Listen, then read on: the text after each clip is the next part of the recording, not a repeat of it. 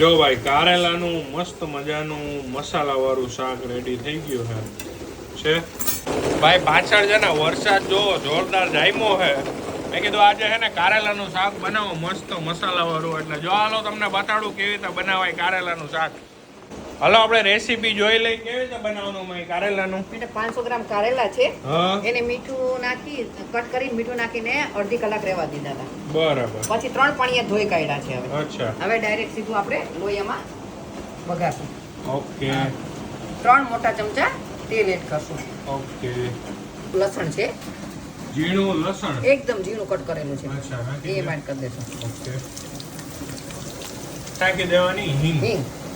અને કારેલા આપણા જે હતા ને બધા નાખી દેવાના. શાક છે ને મીઠું નાખી દેવાનું. જલ્દી ચડી જાય, ફટાફટ ચડી જાય.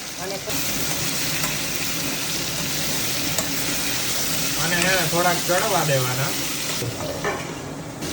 પાણી નાખવું આમાં. થોડું પાણી નાખવું, પાક લાગે અને ધીમે તાપે ચડવા દઈશું.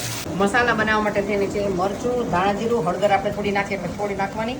પછી 2 ચમચી જેટલો સિંગનો ભૂકો છે, એટલે આપણે સિંગ દાણાનો, અને ગોળ, અને જોઈતા પ્રમાણમાં ચણાનો લોટ નાખશું. એ પણ શેકેલો. બરાબર, શેકેલો ચણાનો લોટ છે. બરાબર, થઈ ગયું. હા, તેલ છૂટું પડી ગયું છે. હવે મસાલા કરી લઈએ. ઓકે. ગોળ ભાઈ તમારે છે ને કારેલા બહુ કડવા હોય, તમને જેમ ભાવતું હોય ને એ પ્રમાણે ગોળ નાખજો. બરાબર.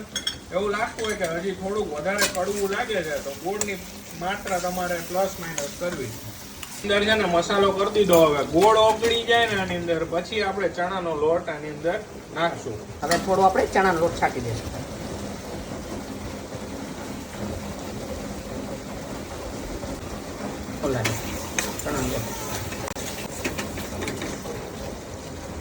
જો ભાઈ કારેલાનું મસ્ત મજાનું મસાલાવાળું શાક રેડી થઈ ગયું છે.